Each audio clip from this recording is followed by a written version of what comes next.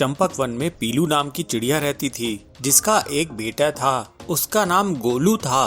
पीलू स्वभाव से बहुत ही कंजूस चिड़िया थी। गोलू पढ़ लिख के विदेश गया और वहाँ पर एक बड़े से सेठ कड़क के यहाँ काम करने लगा। गोलू एक बार अपनी माँ से मिलने के लिए घर आया। बेटे को घर आया देख पीलू बहुत खुश होती है। बेटा, अब मेरी उम्र हो चली है, अब मुझसे घर का काम नहीं होता। तू कहे तो मैं तेरे लिए एक सुंदर सी लड़की देख दूं। माँ, वैसे तो मैं तुम्हें बताना नहीं चाहता था, लेकिन मेरी एक गर्लफ्रेंड है। मैं उसे बहुत पसंद करता हूँ और उसी से शादी करना चाहता हूँ। कौन है वो लड़की, जरा मुझे भी तो बता। माँ, वही मेरे बचपन की दोस्त लवली। अरे लवली, वो तो बहुत गरीब है। उसके माँ बाप तो दहेज भी नहीं दे पाएंगे। तेरी परवरिश में, तेरी पढ़ाई लिखाई में, तेरे विदेश रहने में जो पैसा खर्च हुआ है वो दहेज से ही तो वसूल होगा। माँ, हमें दहेज क्यों चाहिए? हमें पैसों की कोई कमी थोड़ी ना है। लेकिन बेटा, तेरी शादी में खर्च तो बहुत होगा ना। माँ, मैं नहीं जानता, मैं तो शादी लवली से ही करूँगा, वरना विदेश चला जाऊंगा। ठीक है बेटा, जैसी तेरी मर्जी। कुछ दिनों बाद गोलू और लवली की शादी हो जाती है। शादी के अगले ही दिन पीलू लवली को बुलाकर कहती है, बहू, आज से घर का सारा काम तुझे ही करना है। मैंने सारे नौकरों को छुट्टी दे दी है। अब हम घर का काम मिल बांट के करेंगे। बेकार में नौकरों को पैसा देने की क्या जरूरत है। ठीक है माँ जी, मैं घर का सारा काम कर लूंगी। ठीक है, चल जाके पहले एक कप चाय बना के दे। लवली रसोई में चाय बनाने जाती है, लेकिन देखती है कि गैस खत्म हो गई है। लवली अपनी सास के पास जाके कहती है, माँ जी, गैस खत्म हो गई है, अब मैं चाय कैसे बनाऊं? रहने दे बहू, वैसे भी गर्मी बहुत है, मत बना चाय। लेकिन माँ जी, गैस नहीं है तो हम खाना कैसे बनाएंगे? कोई बात नहीं बहू, चिंता मत कर। शादी की बहुत सारी पूड़ियाँ और सब्जी बच गई है, मैंने उसे फ्रिज में रख दी हूँ,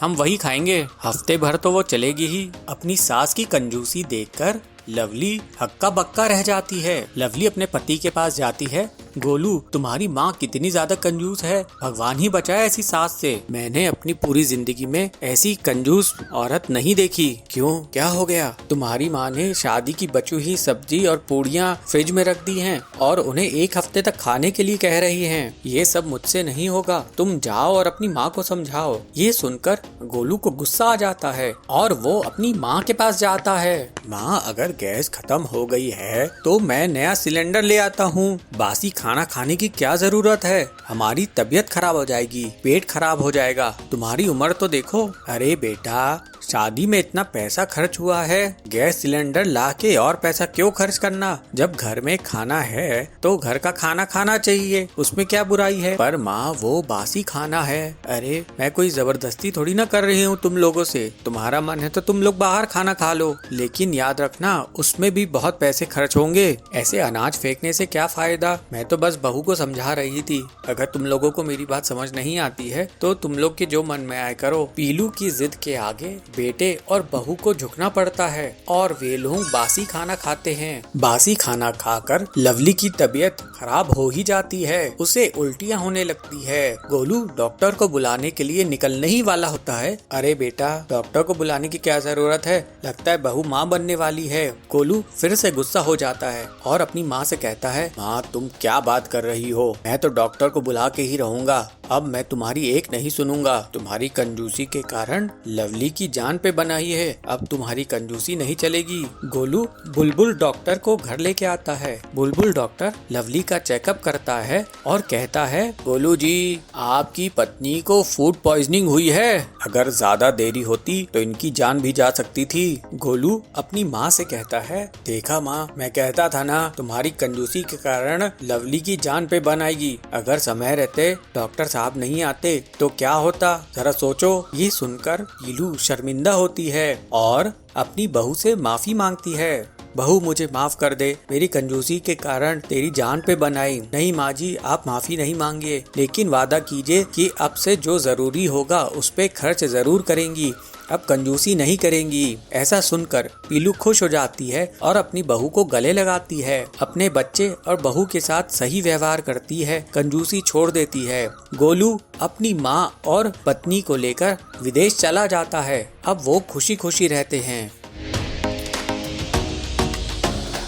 एक शहर में आरती नाम की एक हिरन रहती थी। उसकी एक बेटी भी थी जिसका नाम टिनी था। टिनी बहुत ही मासूम खरगोश थी। वह पढ़ने में भी बहुत अच्छी थी। एक दिन वो जब घर आई, मम्मी मैं कभी भी स्कूल में मॉनिटर नहीं बनी हूँ। पता है मेरा बहुत मन करता है मैं भी मॉनिटर बनूं एक बार, लेकिन मेरे टीचर मुझे मॉनिटर बनाते ही नहीं है। बेटी तू उदास क्यों होती है? देखना एक दिन तू भी मॉनिटर जरूर बनेगी। बस तू अच्छे से पढ़ाई कर और खुद डिसिप्लिन में रह। फिर देखना कैसे तेरी क्लास टीचर तुझे खुद ही क्लास का मॉनिटर बना देगी। काश मम्मी ऐसा ही हो। कुछ दिन बाद क्लास के मॉनिटर मोनू लोमड़ की तबीयत खराब हो जाती है, इसलिए वह स्कूल में नहीं आ पाता और पायल टीचर बहुत सोचने के बाद क्लास के लिए एक मॉनिटर को चूज करती है, जिसमें से एक वह टिनी को चुनती है। बच्चों क्लास में कोई मॉनिटर ना होने की वजह से मैंने क्लास मॉनिटर के लिए इस बार टिनी को चुना है और आज से क्लास टीचर मॉनिटर टिनी ही होगी। सब इसकी बात मानेंगे। टिनी ये सुनकर बहुत खुश हो जाती है, मगर उसे पता नहीं था कि एक क्लास मॉनिटर का क्या क्या काम होता है और वो क्या करते हैं। मैम मगर मुझे तो पता ही नहीं है कि क्लास मॉनिटर क्या करते हैं। अरे टिनी इतना मत घबराओ, तुम धीरे धीरे सब समझ जाओगी कि क्या काम करना है। ज्यादा मुश्किल नहीं है बच्ची,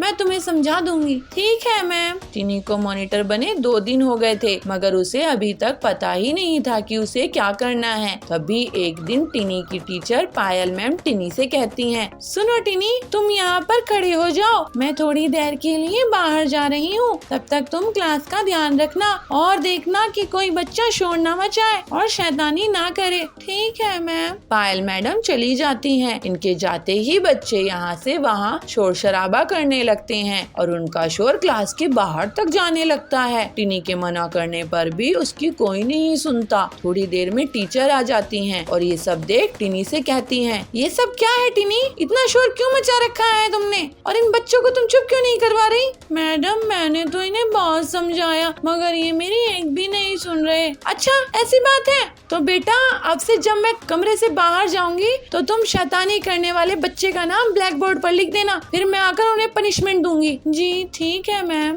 और ये लो टिनी ये अटेंडेंस रजिस्टर है, इसे तुम प्रिंसिपल ऑफिस में जमा करके आओ। जाओ। ठीक है मैम। अगले दिन फिर से मैडम को काम होता है। वे क्लास से बाहर जाती है तो टिनी मस्ती शोर करने वाले बच्चों का नाम ब्लैक बोर्ड पे लिख दी है। मैडम जब आती हैं तो ब्लैक बोर्ड पर नाम देखकर कहती हैं, ये जिसके नाम लिखे हुए हैं वह हाथ ऊपर खड़े हो जाओ चलो। तभी टिंकू शेर, चुन्नू भालू और ओमी लोमड़ा खड़े हो जाते हैं और टिनी से भी गुस्सा हो जाते हैं। तुमने हमारा मैडम को नाम दिया था ना, अब हमें तुमसे कोई बात नहीं करनी, चलो निकलो यहाँ से और ना हम आज से तुम्हारे दोस्त। हमारी कट्टी। टूनी दुखी हो जाती है और अपने घर जाती है। रोते रोते अपनी माँ को सारी बात बताती है। बेटी इतनी सी बात से तो दुखी है, तुम तो चाहती थी ना कि तुम मॉनिटर बनो। अब जब मॉनिटर बनी हो तो बाबू ये सब समस्याएं तो सामने आएंगी ना, लेकिन ऐसे रोने से ठीक नहीं होगा। तुम्हें खुद ही ने सब कुछ ठीक करना होगा। बस थोड़ा सा सोच समझ कर फैसला लेना पड़ेगा मेरी बच्ची। मैं समझ गई माँ, मुझे क्या करना है। अगले दिन वह स्कूल जाती है और हमेशा की तरह मैडम को काम होता है। वो बाहर चली जाती हैं। टिनी सभी पर नजर रखती है। सभी शांत बैठे थे। दोस्तों मुझे माफ कर दो, मुझे ऐसा नहीं करना चाहिए था। मुझे तुम्हारा नाम मैडम को नहीं देना चाहिए था, मगर एक मैं मॉनिटर हूँ ना, इसलिए मेरी ये ड्यूटी है। लेकिन दोस्तों अगर तुम शोर मचाए बिना आराम से बात करोगे तो मैं तुम्हारा नाम नहीं लिखूंगी। ये तो बहुत अच्छा है टिनी, अब से हम शोर नहीं मचाएंगे, अब से हम सभी दोस्त बनकर रहेंगे टीनी। इस तरह से टीनी सभी से दोस्ती भी कर लेती है और मॉनिटर होने की ड्यूटी भी पूरी करती है। बेलापुर में पीलू चिड़िया अपनी सहेली के साथ फूल बेचने निकली। फूल ले लो फूल, रंग बिरंगे फूल, ताजे ताजे फूल। तभी वहाँ पर नट्टू काका आया। नट्टू काका हमसे फूल ले लो। इस पर नट्टू काका कहता है, नहीं नहीं मुझे तेरे फूल नहीं चाहिए, ऐसे कई फूल मेरे घर में पड़े हैं। ये सुनकर पीलू चिड़िया उदास हो जाती है और रोने लगती है। काका एक फूल ले लो ना, सुबह से मेरे एक भी फूल नहीं बिके बिके हैं, मैं आपको सस्ते में फूल दे दूंगी। अरे तेरे फूल सस्ते हो या महंगे, जब मुझे तुझसे फूल खरीदने ही नहीं है तो मैं क्यों लूं? चल जा यहाँ से, कहीं और बेच अपने फूल। काका, मैं और मेरी सहेली सुबह से निकले हैं, हमारा एक भी फूल नहीं बिका तो हमारे घर में खाने के लिए पैसे नहीं रहेंगे। काका कहता है, अरे तेरा फूल नहीं बिक रहा है तो मैं क्या करूं? तूने सुबह से कुछ नहीं खाई तो मैं क्या करूं? तेरी सहेली कुछ नहीं खाई तो मैं क्या करूं? ये तुम लोगों के बहाने होते हैं जिससे तुम हम लोगों से पैसे निकलवा सको। चलो अब तुम दोनों तुरंत यहाँ से भागो। इस तरह से खरी खोटी सुनकर पीलू और उसकी सहेली दूसरे जंगल में फूल बेचने चली जाती हैं। पीलू अपनी सहेली से कहती है, देखो वो कालू भैया आ रहे हैं, मैं उनके पास जाके फूल बेचती हूँ। पीलू उड़कर कालू के पास जाती है। कालू भैया ये फूल ले लो, को ये कितने सुंदर हैं, इन्हें आप हम गरीब से खरीद लो ना, मैं आपको बिल्कुल सस्ते दामों में दूंगी, बाजार में इससे सस्ता फूल नहीं मिलेगा। अरे तेरे फूल मुझे नहीं चाहिए, चल हट मेरे रास्ते से, जा किसी और को फूल बेचना, पता नहीं कहाँ कहाँ से आ जाते हैं। कालू बिना फूल खरीदे वहाँ से चला जाता है। कालू के जाने पर पीलू बहुत उदास हो जाती है और फिर से रोने लगती है। सुबह से एक भी फूल अभी तक नहीं बिका, फूल नहीं बिकेंगे तो मेरी बीमार माँ की दवाई कैसे आएगी। इस तरह से पीलू चिड़िया रोते हुए अपनी माँ के पास जाती है। उसकी माँ पीलू चिड़िया को रोते हुए देखकर उससे पूछती है, पीलू चिड़िया की माँ, क्या हुआ बेटी, क्यों रो रही है? माँ, सुबह से शाम हो गई लेकिन फिर भी एक भी फूल नहीं बिका, तुम्हारी दवाइयाँ कैसे आएंगी? इस पर पीलू चिड़िया की माँ उससे कहती है, बेटी तू चिंता मत कर, ऊपर वाला हमारी मदद के लिए किसी न किसी को जरूर भेजेगा, हम गरीबों को वो ऐसे ही मुसीबत में नहीं छोड़ता। अगले दिन पीलू चिड़िया उसकी माँ के साथ नदी के पार एक बंगले में फूल बेचने जाते हैं। पीलू चिड़िया बंगले के बास से कहती है, पीलू चिड़िया, अंकल मेरे ये फूल खरीद लीजिए ना, आप जब ये फूल खरीदेंगे तो मेरी माँ की इलाज के लिए मुझे कुछ पैसे मिल जाएंगे।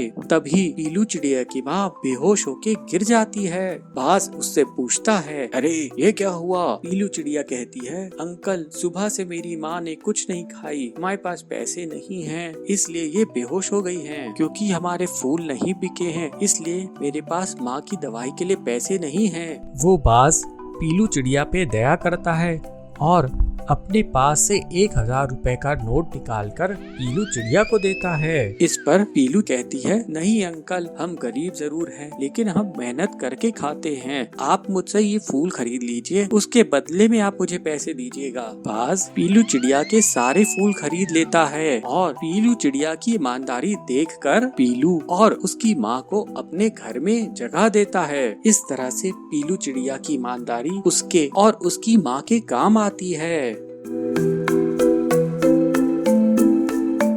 बहुत समय पहले नंदन वन में पीलू और लवली नाम की 2 बहनें रहा करती थी। समय बीतने पर दोनों बहनें बड़ी हो गई और लवली की शादी एक अमीर पक्षी से होती है और पीलू की शादी एक गरीब पक्षी से होती है। शादी के कुछ महीनों बाद लवली अपनी बहन पीलू से मिलने के लिए आती है। पीलू उसको देखकर खुश हो जाती है। आओ दीदी, तुमने अपने आने की कोई खबर नहीं दी, अगर तुम बताती तो मैं बबलू को लेने के लिए भेज देती। पीलू, इसकी कोई जरूरत नहीं, मैं अपनी हवाई मोटर में आई हूँ, चल जल्दी से एसी ऑन कर, मुझे बहुत गर्मी लग रही है। दीदी, मेरे यहाँ एसी नहीं है और पंखा भी अभी नहीं चल रहा है क्योंकि सुबह से लाइट नहीं है, मैं आपको हाथ से ही हवा कर देती हूँ। पीलू, तुझे तो पता है मैं कितनी अमीर हूँ, मेरे हर कमरे में एसी लगा हुआ है, तेरी इतनी औकात कहाँ कि तू एसी खरीद सके, ये पैसे ले और एसी अपने घर में लगवा ले। दीदी, आप ये क्या कह रही हैं, हम लोगों को एसी की कोई जरूरत नहीं है। पीलू, मैं तो सोची थी कि मैं तेरे घर 4 दिन रुकूंगी लेकिन अब लगता है मैं 1 दिन भी यहाँ नहीं रह पाऊंगी, इस गर्मी में तो मेरा दम ही घुट जाएगा, शाम को मैं अपने घर वापस लौट जाऊंगी, जैसी तुम्हारी मर्जी दीदी। पीलू उसे खाना खिलाने के लिए किचन में लेके जाती है। चलो दीदी, अब खाना खा लो। लवली किचन में देखती है कि उसे जमीन में खाना परोसा गया है। पीलू, तुझे पता तो है मैं डाइनिंग टेबल में ही खाना खाती हूँ, मैं जमीन पे बैठ के खाना नहीं खाती, मेरे घर बड़ी सी डाइनिंग टेबल है, तू मेरे कभी घर आना और डाइनिंग टेबल पर खाना खा कर देखना, कितना मजा आता है डाइनिंग टेबल में खाना खाने का। पीलू, मुझसे तेरी हालत देखी नहीं जाती, तू कहे तेरे जीजा जी से बबलू जी के लिए उनके ही ऑफिस में बात करूं मैं? वहाँ ऊपरी कमाई बहुत होती है, जल्दी तू भी मेरी तरह अमीर हो जाएगी। नहीं दीदी, हम लोगों के लिए ईमानदारी की 2 सूखी रोटियां ही अच्छी है, हमें ऊपरी कमाई नहीं चाहिए। पीलू की बात सुनकर लवली हैरान हो जाती है और वो थोड़ा गुस्सा हो जाती है। कहती है, पीलू मुझे तेरी यही बात अच्छी नहीं लगती, लेकिन फिर भी सोचना, क्योंकि मैं तेरे भले के लिए कह रही थी। ठंडे दिमाग से सोचना, फिर मुझे बताना, मैं तेरे जीजा जी से तेरे पति के काम के लिए बात करूंगी। इतना कहकर लवली अपने हवाई मोटर में बैठकर चली जाती है। कुछ दिन ऐसे ही निकल जाते हैं और उसके बाद पीलू चिड़िया के पति का प्रमोशन हो जाता है। उसकी आमदनी बढ़ जाती है। अब पीलू को कोई भी चीज की कमी नहीं थी। कंपनी की तरफ से उन्हें एक शानदार घर भी मिलता है और एक हवाई मोटर भी मिलती है। पीलू खुशी खुशी अपना जीवन बिताने लगती है। वहीं दूसरी तरफ लवली का पति रिश्वत लेते हुए रंगे हाथों पकड़ा जाता है और गिरफ्तार हो जाता है। उनका बंगला, हवाई मोटर, एसी सब जब्त हो जाते हैं। इस बात का पता जब पीलू को चलता है तो वो अपनी बहन से मिलने के लिए जाती है। अपनी बहन से मिलकर पीलू कहती है, दीदी जीजा जी की इस हालत की जिम्मेदार कहीं ना कहीं तुम भी हो। तुमने जीजा जी को कभी भी गलत काम करने से मना नहीं किया। तुम्हारे सर पर तो अमीरी का भूत सवार था। पीलू मुझे माफ कर दे, मैं लालच में आकर सही गलत का फर्क करना भूल गई थी। तू किसी तरह मेरे पति को छुड़ाने में मेरी मदद कर।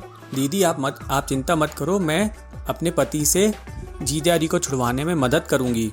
तब तक तुम मेरे घर चलो, मेरे साथ रहो। अब तो मेरे घर में एसी भी लग चुका है, तुम्हें गर्मी भी नहीं लगेगी। पीलू मजाक छोड़ो, अब मुझे गर्मी से कोई फर्क नहीं पड़ता। अब से मैं और मेरे पति ईमानदारी का जीवन जिएंगे। कुछ दिनों बाद पीलू चिड़िया के पति की मदद से लवली चिड़िया का पति जेल से रिहा हो जाता है। अब वे दोनों ईमानदारी की जिंदगी बिताने लगते हैं। एक शहर में भल्लू भालू रहता था। वो खाने पीने का बहुत शौकीन था। तोता उसका बहुत अच्छा दोस्त था। वो बहुत समझदार था और अच्छे और बुरे की पहचान रखता था। भल्लू ताकतवर था, इसी वजह से सींगू गेंडा उसके साथ दोस्ती करने को देखता था। भल्लू कैसे हो? तुम तो मेरे साथ घूमते ही नहीं हो और उस पिद्दी तोते से दोस्ती करके रखे हो। तुम्हें तो अपने जैसे ताकतवर लोगों के साथ उठना बैठना चाहिए। तोता बहुत अच्छे मन का है, वो मेरा बचपन से दोस्त है। बचपन की बात अलग होती है, कमजोर लोगों के साथ रहने से बदनामी होती है। मेरे साथ घूमो, हमसे ज्यादा ताकतवर इस पूरे इलाके में कोई नहीं है, हमारा दम रहेगा। वैसे तो तुम ठीक कह रहे हो।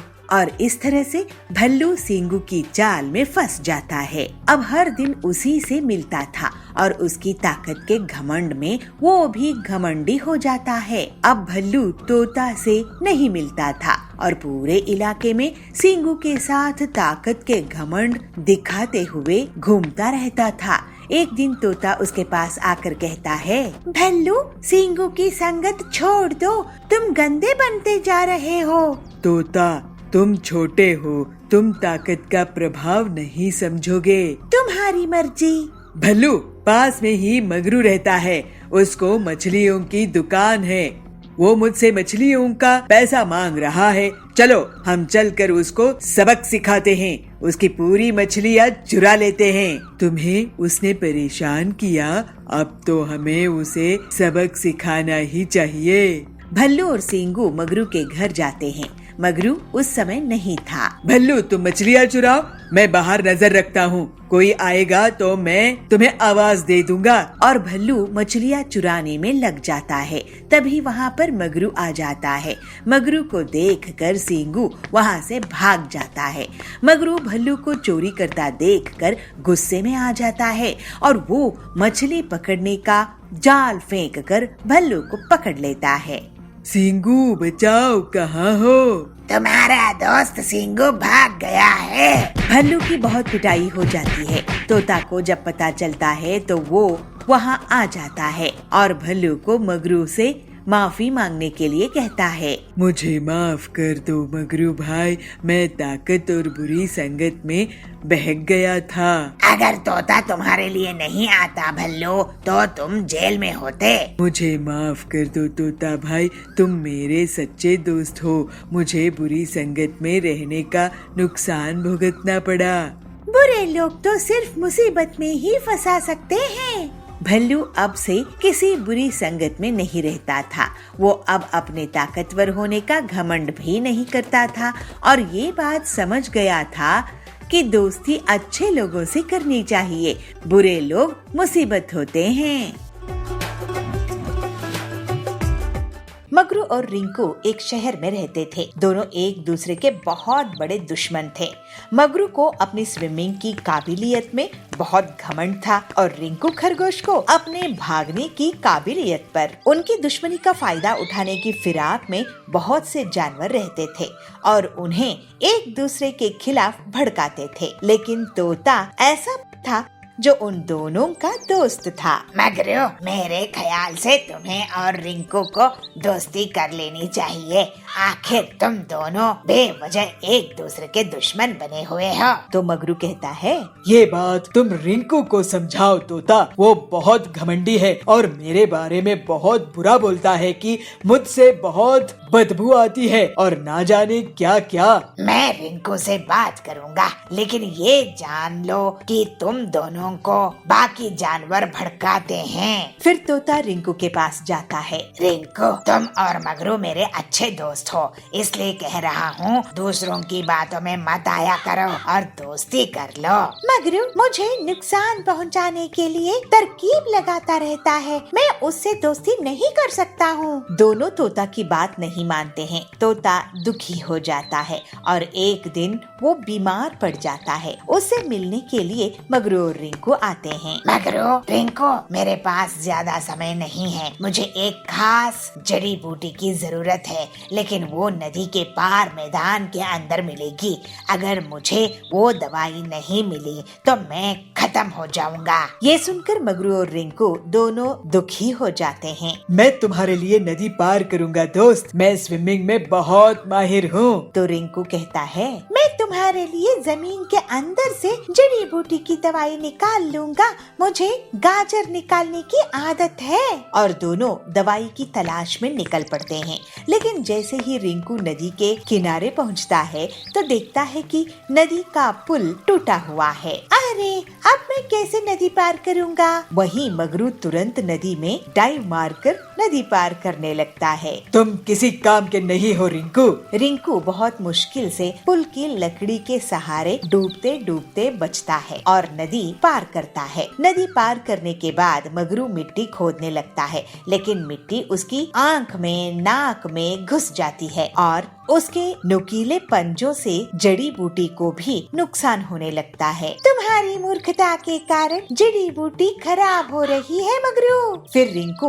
अपने हाथों से बहुत सावधानी के साथ मिट्टी खोदकर जड़ी बूटी निकाल लेता है। दोनों फिर नदी के पास वापस जाने के लिए पहुंचते हैं। तुम नदी में डूब जाओगे, मुझे जड़ी बूटी दे दो। तुम्हारे तैरने से जड़ी बूटी भीग जाएंगे, जड़ी बूटी तुम्हें नहीं दे सकता। दोनों सोच में पड़ जाते हैं और फिर देखो, मैं तुम्हारे बिना नदी पार नहीं कर सकता और मैं तुम्हारे बिना जड़ी बूटी को बिना खराब किए वापस नहीं लेकर जा सकता। फिर मगरू की पीठ पर रिंकू सवार होकर नदी पार कर लेता है और जड़ी बूटी सुरक्षित तोता के पास पहुंच जाते हैं। तुम दोनों ने क्या मिलजुल कर ये काम किया है? हाँ, तुम्हारी दोस्ती के लिए हम दोनों ने अपनी दुश्मनी भुला दी। हमारी दुश्मनी से बढ़कर तुम्हारी तबीयत बड़ी है तोता। बहुत अच्छे मेरे दोस्तों, मैं तबीयत खराब होने का नाटक कर रहा था। मैं देखना चाहता था कि तुम दोनों मेरी दोस्ती निभाते हो कि अपनी अपनी दुश्मनी, और तुम दोनों ने ये साबित कर दिया कि तुम भी दोस्त बनकर रह सकते हो। और फिर मगरू और रिंकू समझदारी दिखाते हैं और अच्छे दोस्त बन जाते हैं और अब उन्हें कोई भी एक दूसरे के खिलाफ भड़का नहीं सकता था। कभी भी सिर्फ दूसरों के कहने पर किसी को अपना दुश्मन नहीं मान लेना चाहिए।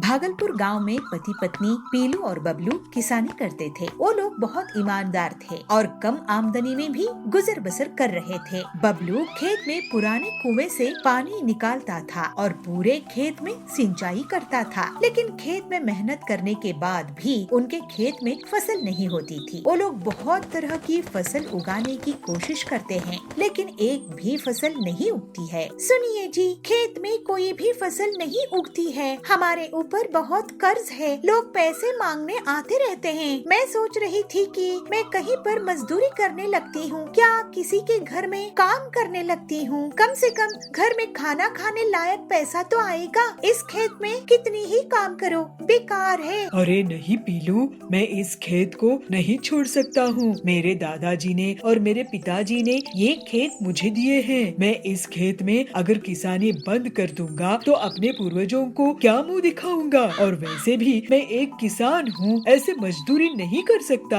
लेकिन हम कब तक ऐसे ही रहेंगे? देखो, तुम्हारा कहना सही है कि घर के लिए कमाई होनी चाहिए, तो तुम कहीं पर काम कर लो। मैं इस खेत में फसल बोता रहूंगा, क्योंकि ये मेरे लिए माँ जैसी है। अगर इसे ऐसे ही खाली छोड़ दिया तो यहाँ लोग शराब पीने लगेंगे और यहाँ गंदगी फैलाई जाएगी। ठीक है जी। फिर पीलू लोगों के घर काम करने लगी और बंटी खेती जारी रखता है और बहुत दिनों तक वो ऐसे ही धूप में मेहनत करता था। एक दिन उसे अचानक चक्कर आ जाता है और वो बेहोश हो जाता है। तो पीलू उसको डॉक्टर के पास ले जाती है। डॉक्टर साहब, देखिए इन्हें क्या हुआ है। सुनो बबलू भाई, आप अब बहुत कमजोर हो गए हो धूप में काम कर करके। कुछ महीने आराम करो। लेकिन अभी तो बीज बोने हैं, मैं आराम नहीं कर सकता। बबलू फिर से अपने खेत में काम करने लगता है। हे भगवान, इनको कैसे समझाऊं कि अपनी सेहत का ख्याल रखा करें। अब आप कुएं से पानी नहीं निकालेंगे, मैं निकालूंगी। पीलू कुएं से पानी निकालने लगी है, तभी उसमें से एक बाल्टी भर रुपये निकल आते हैं। ये देखकर दोनों पति पत्नी चौंक जाते हैं। अरे ये क्या, इतने सारे पैसे? तभी उसके खेत से एक देवी प्रकट होती है। बेटा बबलू, बेटी पीलू, मैं धरती माँ हूँ। तुम्हारी सेवा और ईमानदारी से बहुत खुश हूँ। बबलू, आज के इस लालच के जमाने में तुमने गरीबी झेली, लेकिन अपना खेत नहीं बेचा। इतने सालों तक मैं तुम्हारी परीक्षा ले रही थी और तुम्हारी फसल नहीं उगने दे रही थी, लेकिन तुमने अपनी उम्मीद नहीं छोड़ी। अब तुम्हारे इस कुएं से पैसे निकलेंगे और तुम और जमीन खरीदकर लोगों के लिए अनाज उगाओ, उनका पेट भरो। मेरा आशीर्वाद है तुम पे। ऐसा कहकर देवी वहाँ से चली जाती है और उनके वरदान के कारण दोनों पति पत्नी का जीवन हंसी खुशी बीतने लगता है। एक छोटे से गांव में मगरू बदमाश रहता था। वो दूसरे के बच्चों को अपहरण कर लेता था, लेकिन आज तक उसे किसी ने रंगे हाथों नहीं पकड़ा था। तो किसी को ये नहीं पता था कि मगरू ही बच्चों की चोरी करता है। उसी गांव में पिग्गी और पिग्गा रहने के लिए आते हैं। उनके 3 छोटे छोटे बच्चे थे। पिग्गा कहता है, बच्चों, हम काम से बाहर जा रहे हैं, तुम लोग घर को अंदर से बंद कर दो और जब हम आए तभी घर का दरवाजा खोलना। जी पापा।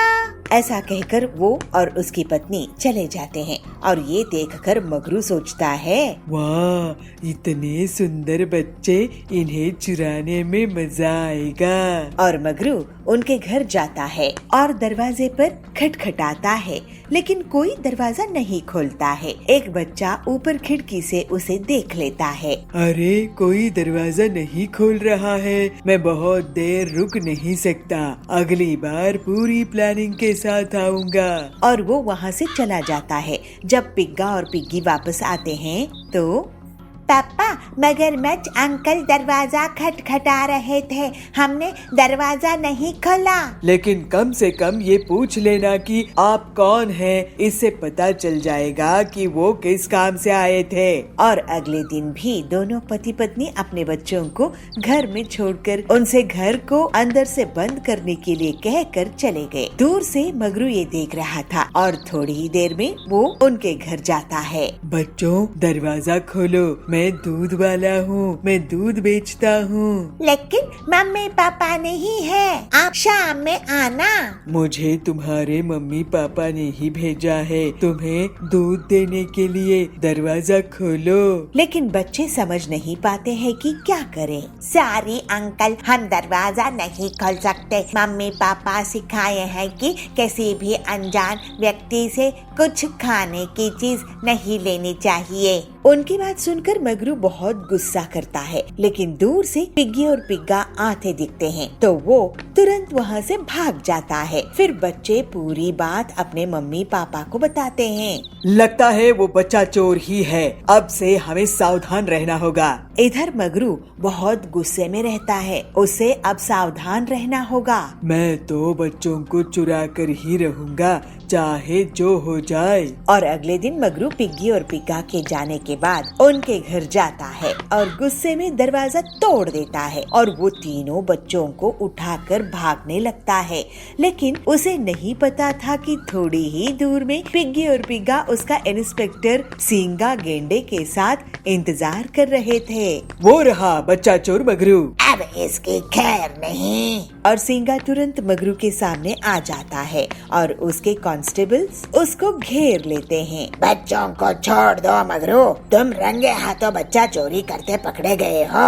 अरे ये क्या, ऐसा कैसे हो सकता है? हम कल रात में इंस्पेक्टर सिंगा जी से मिलकर तुम्हें रंगे हाथों पकड़ने का प्लान बनाया था। और फिर मगरू से सींगा बच्चों को छीन लेता है और मगरू की पिटाई हो जाती है और उसको पकड़कर जेल में डाल दिया जाता है। जब कोई गलत काम करता है और दूसरों को नुकसान पहुंचाता है तो एक न एक दिन उसे अपने बुरे कामों का बुरा परिणाम भुगतना ही होता है।